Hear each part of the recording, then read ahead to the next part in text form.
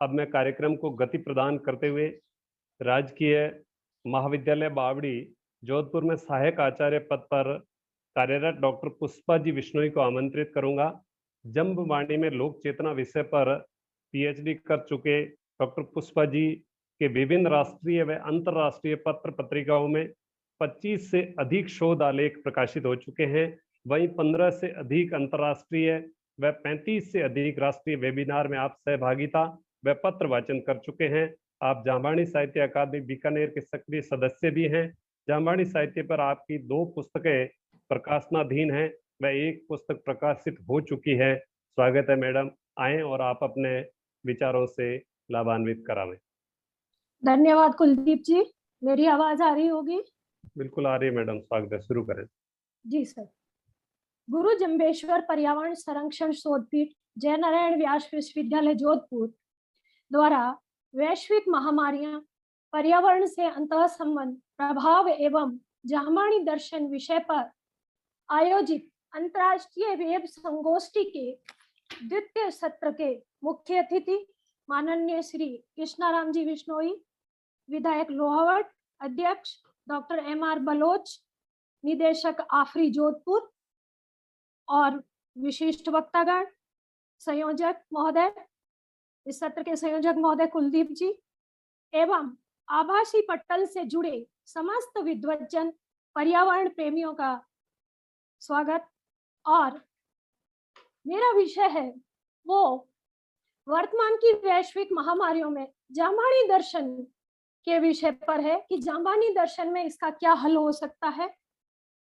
वर्तमान में वैश्विक परिदृश्य में मनुष्य के सम्मुख पर्यावरण की रक्षा जटिल रूप में विद्यमान है। औद्योगिकीकरण एवं भौतिक विकास की अंधी प्रतिस्पर्धा में रत मनुष्य ने प्रकृति का साथ ही नहीं छोड़ा, अपितु प्राकृतिक संसाधनों एवं पर्यावरण के अविवेकपूर्ण दोहन भी किया, जिसका भयावह रूप वैश्विक महामारियों के रूप में उपस्थित हो रहा है। कोरोना जैसी महामारी से संपूर्ण विश्व 1 वर्ष से अधिक समय से जूझ रहा है।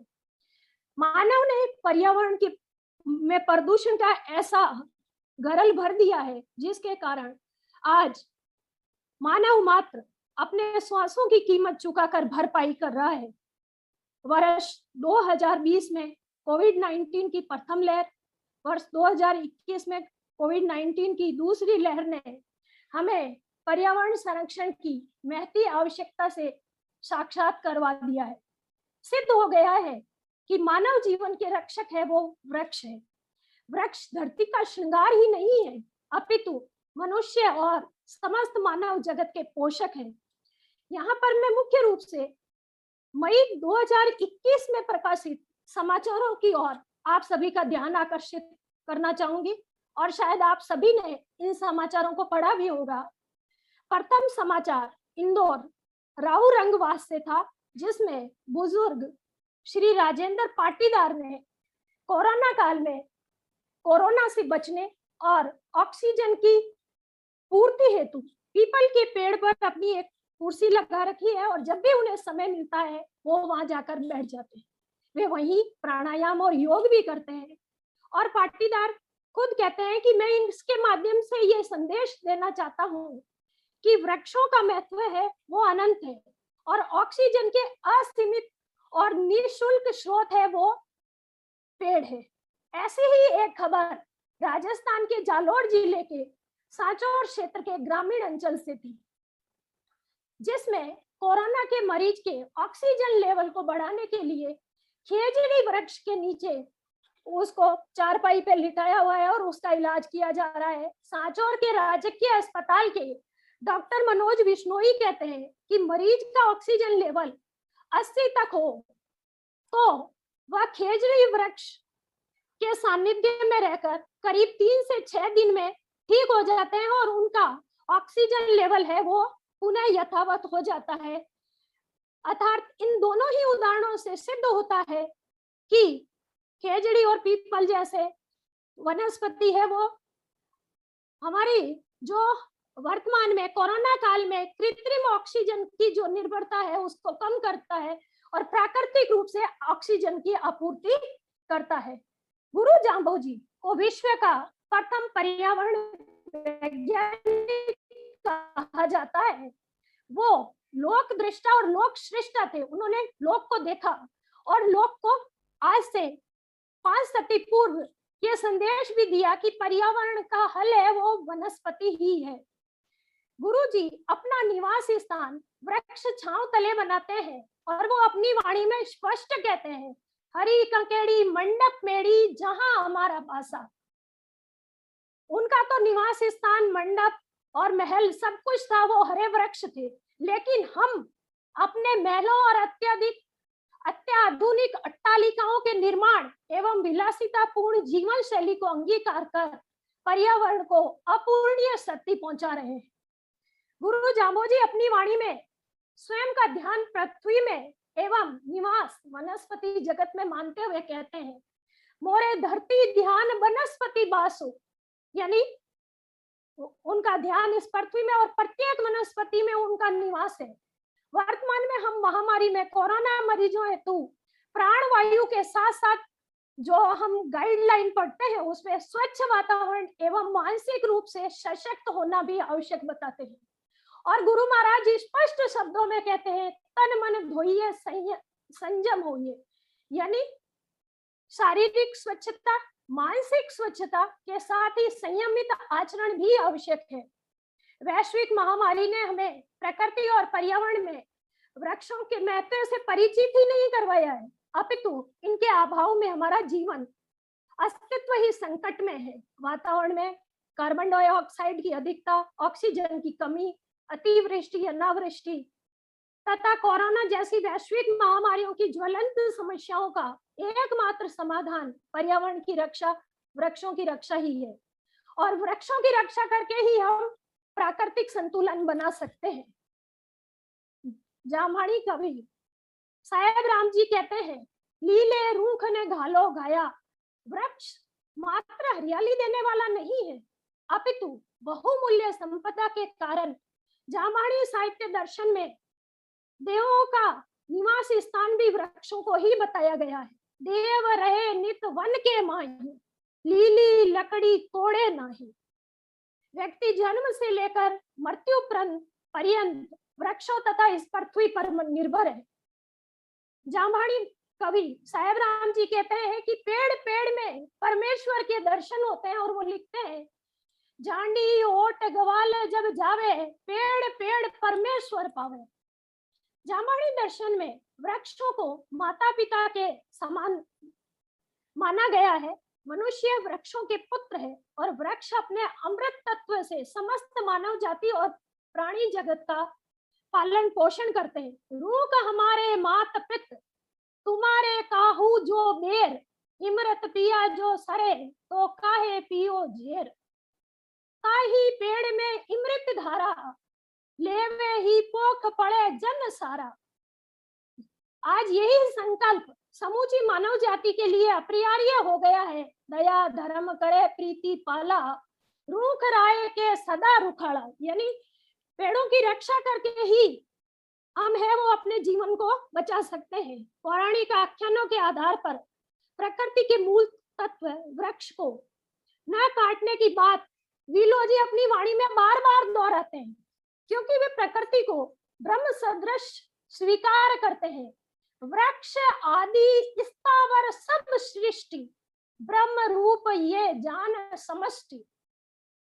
विलोजी के अनुसार हरे वृक्षों को काटना पाप का प्रारंभ है, पाप की शुरुआत है। रूख बिरक रो पावे खंभ, पाप तणो मांडे आरंभ।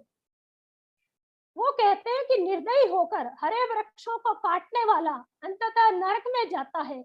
दयाहीन काटे वण राय, जीव अरस दहिया दूह लावे। यहाँ तक कि हरे वृक्षों को काटने का कृत्य कुंभी पाक नरक में ले जाने वाला बताते हैं। रूखा कड़ी ने पाड़े दया, बाढ़ बनी कुंभी पे पया। वर्तमान में वैश्विक महामारी कोविड-19 के बढ़ते प्रभाव को रोकने के लिए सोशल डिस्टेंसिंग, फिजिकल डिस्टेंसिंग की अवधारणा पर जैसे बातें होती रहती है, स्वच्छता की बात होती है और जामवाणी दर्शन में सफाई पर बहुत महत्व है, स्वच्छता पे।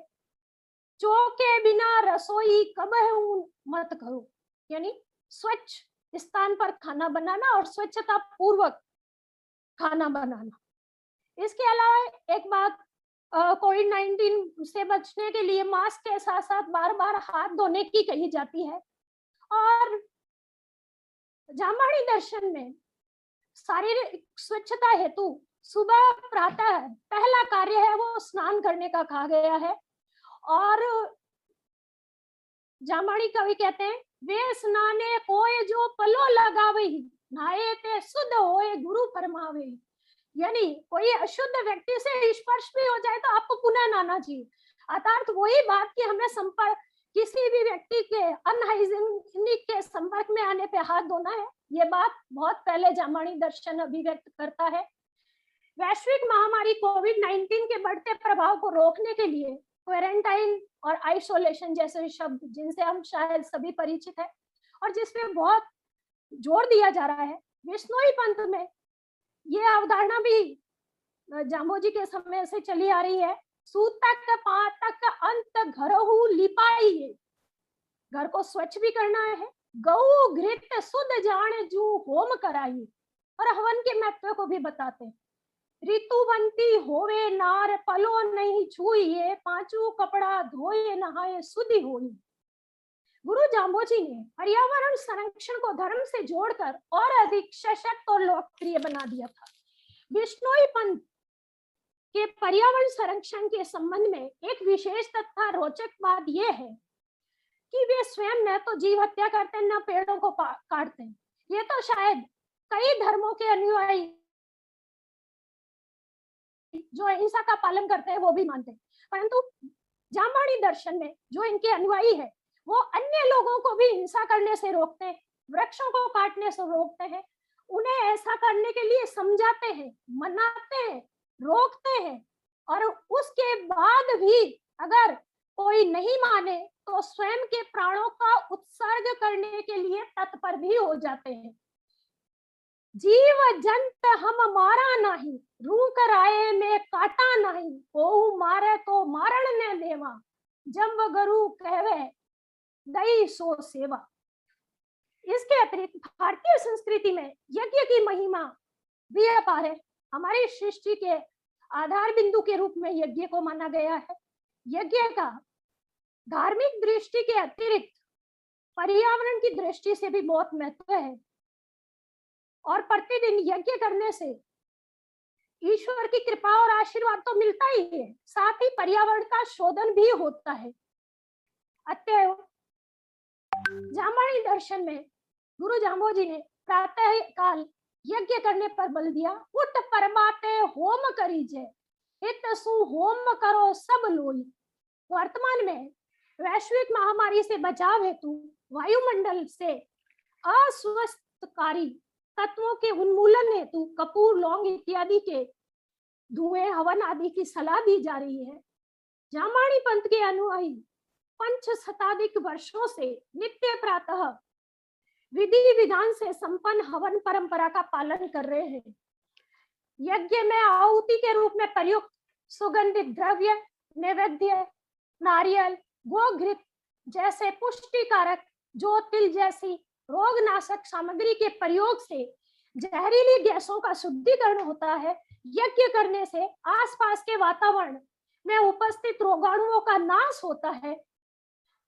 जामवाणी दर्शन में कहा गया है, सामग्री सुधी लाए घृत गो आनिए, जब तिल सुगंध नैवेद्य सकल विधि ठानिए, शुद्ध चौकी बिछवाए अगन कुंड अस धरो, पूर्व दिशि व पश्चिम उत्तर मुख करो। वैश्वीकरण और विश्व बाजारवाद के युग में मानवीय संवेदनाओं का निरंतर गला घोंटता जा रहा है। सर्वत्र संत्रास में घुटन, अविश्वास, एकांकीपन, भयंकर जानलेवा प्राकृतिक आपदाएं, मूल्यों का हनन, भ्रष्टाचार, बेरोजगारी, बेकारी, पर्यावरण प्रदूषण, ग्लोबल वार्मिंग, परमाणु युद्ध का खतरा आदि समस्याएं मुंह बाए खड़ी है। इस भयंकर महामारी में गुरु जाम्बोजी की वाणी और दर्शन मानव जाति के लिए अमृत के सदृश है। पीड़ित और दिग्भ्रमित मानवता के लिए पथ प्रदर्शन करने वाला और संजीवनी प्रदान करने वाला है। जामवाणी दर्शन वैश्विक महामारी के इस विकट समय में जीवन दायिनी की भांति है, जिसको अपनाकर मानव मात्र अपने जीवन का परिष्कार कर महामारियों से मुक्त रह सकता है। बहुत बहुत आभार, धन्यवाद।